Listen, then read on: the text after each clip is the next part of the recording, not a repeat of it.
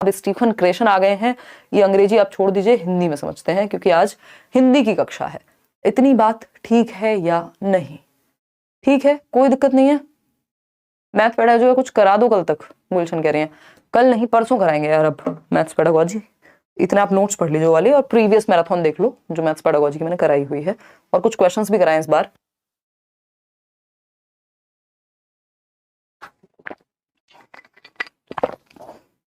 जितना ध्यान आपका आज है, इतनी रात को भी आप इतनी संख्या में जुड़े हुए हैं, देखिएगा इतना आप पहले से क्यों नहीं रखते हैं? रखते हैं वैसे कुछ लोग।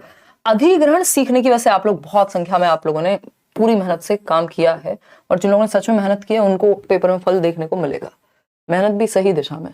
अधिग्रहण सीखने की परिकल्पना, यानी ये इनकी 5 हाइपोथेसिस हैं। स्टीफन क्रेशन कहते हैं, स्टीफन क्रेशन ने कहा कि जो भाषा है, यानी हम सिर्फ एक ही भाषा को एक्वायर नहीं कर सकते, अर्जित नहीं कर सकते, हम कई भाषाओं को भी अर्जित कर सकते हैं, हम दूसरी भाषा को भी अर्जित कर सकते हैं। तो स्टीफन क्रेशन कह रहे हैं, स्टीफन क्रेशन कह रहे हैं कि हम दूसरी भाषा को भी अर्जित कर सकते हैं जैसे हम पहली भाषा को करते हैं। यानी मान लीजिए मैंने हिंदी सीखी, मेरे घर में हिंदी बोली जाती थी, इसी तरह से मैं अंग्रेजी को भी क्या कर सकती हूँ, अर्जित कर सकती हूँ, यदि कुछ बातों का ध्यान रखा जाए।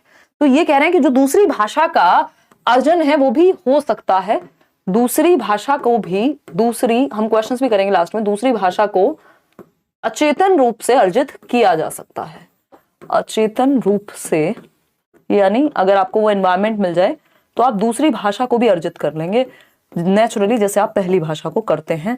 अगर आपको एनवायरनमेंट मिल जाए तो अर्जित किया जा सकता है। स्टीफन क्रेशन के अनुसार इन्होंने इसके लिए कितनी 5 परिकल्पनाएं दी, एक तरह के सिद्धांत दिए कि कैसे कैसे किया जा सकता है। अभी जीवित हैं स्टीफन क्रेशन, है ना, ये भी अमेरिकी भाषा विद्या लिंग्विस्ट हैं, टीचर प्रोफेसर सब रहे। ठीक, तो 5 परिकल्पनाएं हैं। वो 5 परिकल्पनाएं क्या कहती हैं बताइएगा एक बार, फिर हम आगे बढ़ जाएंगे। ठीक है, समझिएगा। हाँ, इसमें जो लोग पीडब्ल्यूडी की बात कर रहे हैं ना, पर्सन्स विद डिसेबिलिटी को एक्स्ट्रा टाइम, हाँ वो दिया तो हुआ है, पहले ही दे दिया था इन लोगों ने, जब आपने पहले ही रूल्स पढ़े होंगे। एक्स्ट्रा टाइम मिलेगा, अपना एडमिट कार्ड देख लेना, उसमें पता लग जाएगा। तो अगर हम बात कर रहे हैं यहाँ पे किस चीज की, स्टीफन क्रेशन की, तो इन्होंने 5 परिकल्पनाएं दी, जिसमें पहली परिकल्पना क्या है, अधिग्रहण, यानी भाषा का अर्जन। अधिग्रहण मतलब अर्जन। ठीक, हिंदी में कई कई नाम होते हैं, इंग्लिश में एक्विजिशन एक सिंगल नाम है, इसलिए कहा जाता है कि अंग्रेजी में याद रख लीजिए अगर रह जाए तो। ठीक, तो भाषा अर्जन और भाषा सीखना यानी अधिगम। तो यहां पे इन्होंने कहा है कि जो अधिगम है उससे बेहतर है क्या अर्जन, उससे ज्यादा स्वाभाविक है क्या अर्जन। ठीक, तो अर्जन हमें करना चाहिए भाषा का, ना कि लैंग्वेज लर्निंग करनी चाहिए, यानी एनवायरमेंट से हमारे अंदर भाषा को भरा जाना चाहिए, चाहे वो दूसरी ही भाषा क्यों ना हो। तो यहाँ पे अर्जन और अधिगम के बीच का अंतर बताया कि सीखना क्या है, जिसमें आप एफर्टफुल प्रैक्टिस करते हैं, प्रयास करते हैं, चेतन रूप से लगे रहते हैं, नियम सीखते हैं, व्याकरण सीखते हैं, शिक्षक के पास जाते हैं, किताबें पढ़ते हैं।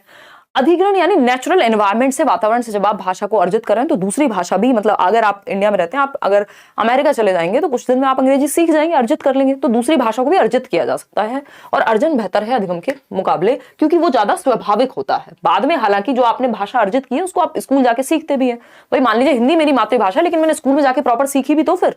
ठीक, तो मॉनिटर परिकल्पना दूसरी परिकल्पना है। मॉनिटर का मतलब ही है कि आप क्या कर रहे हैं, ध्यान रख रहे हैं, आपके दिमाग में एक मॉनिटर है।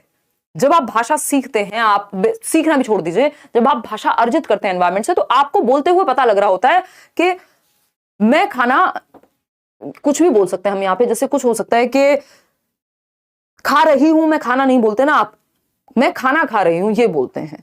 ठीक, तो अगर आपने नेचुरली भाषा को सुना है, मान लीजिए कोई मूवी में या आसपास से अर्जित किया है, तो आपके अंदर एक मॉनिटर होगा जो बताएगा कि अगर आप कुछ गलत कर रहे हैं तो वो एक्टिव हो जाएगा, वो आपको याद दिलाएगा यार ये मैंने शायद गलत बोल दिया है। तो ये मॉनिटर अगर बहुत ज्यादा एक्टिव होगा, बहुत ज्यादा सक्रिय होगा, तो क्या होगा कि आप बोल ही नहीं पाएंगे।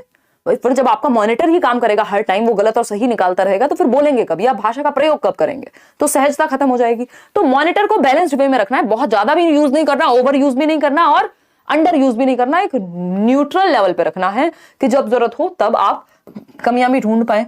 इनपुट परिकल्पना, इनपुट परिकल्पना बहुत जरूरी है। इनपुट का मतलब है जो टीचर्स इनपुट देते हैं, या कोई व्यक्ति है जिसको वो भाषा आती है वो इनपुट दे रहा है अपना, कि भाई इसको ना ऐसे ठीक किया जा सकता है।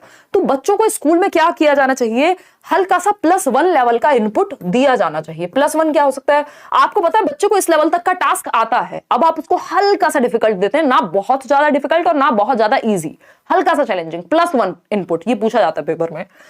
प्रभावी निष्पादन परिकल्पना, यानी इफेक्टिव होनी चाहिए जो आपकी जो भाषा, ये प्रभावी बेसिकली ये आपका संबंधित है किससे, आपके इमोशंस से। अगर इमोशंस बहुत ज्यादा प्रभावी हैं या आप बहुत एंग्शियस हैं तो आप भाषा का प्रयोग ठीक से नहीं कर पाएंगे, और अगर आप बहुत ज्यादा एंग्शियस नहीं हैं, नॉर्मल है, तो आप भाषा को नेचुरली यूज कर पाएंगे, जो कि आगे आता है प्राकृतिक आदेश परिकल्पना में। हालांकि आपको इंग्लिश में नाम इनका ध्यान रखिएगा, ये फालतू ट्रांसलेशन इस तरह के करने में गड़बड़ हो जाती है क्योंकि ये थियोरी है बेसिकली अंग्रेजी में ही।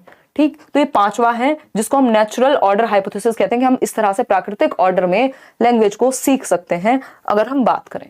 ठीक, इतनी बात क्लियर है, कोई दिक्कत। ये नेचुरल ऑर्डर हाइपोथेसिस 3rd में आता है कि आप ग्रामेटिकल स्ट्रक्चर्स को नेचुरल ऑर्डर में सीख जाते हैं, यानी ग्रामर यानी व्याकरण, भाई जो मेरी मातृभाषा है उसमें व्याकरण मैंने नेचुरली सीख लिया, मैं गलत नहीं बोल रही हूं व्याकरणिक रूप से, क्यों, क्योंकि मैंने प्राकृतिक रूप से सीख लिया।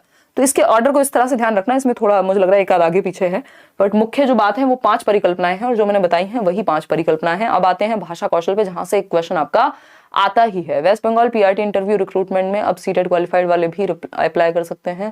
पहले कोर्ट में पास हुआ, अब आज नोटिफिकेशन भी आ गया, बहुत ही बढ़िया बात है ईदी आमीन। अब आप लोग भी अच्छे से तैयारी करिए, WB टेट भी आप लोगों ने निकाला है लेट्स लर्न के साथ, बहुत मेहनत करके चलिएगा, आगे बढ़ते हैं। और सिर्फ प्रीवियस मैराथन वगैरह ही देख के, जबकि मैंने WB टेट अलग से नहीं कराया था, तो ये आप लोगों का मेहनत और विश्वास है कि आपको पता हो, देश भर में एग्जाम कोई भी हो टीचिंग का, आपको आना लेट्स लर्न पे ही है।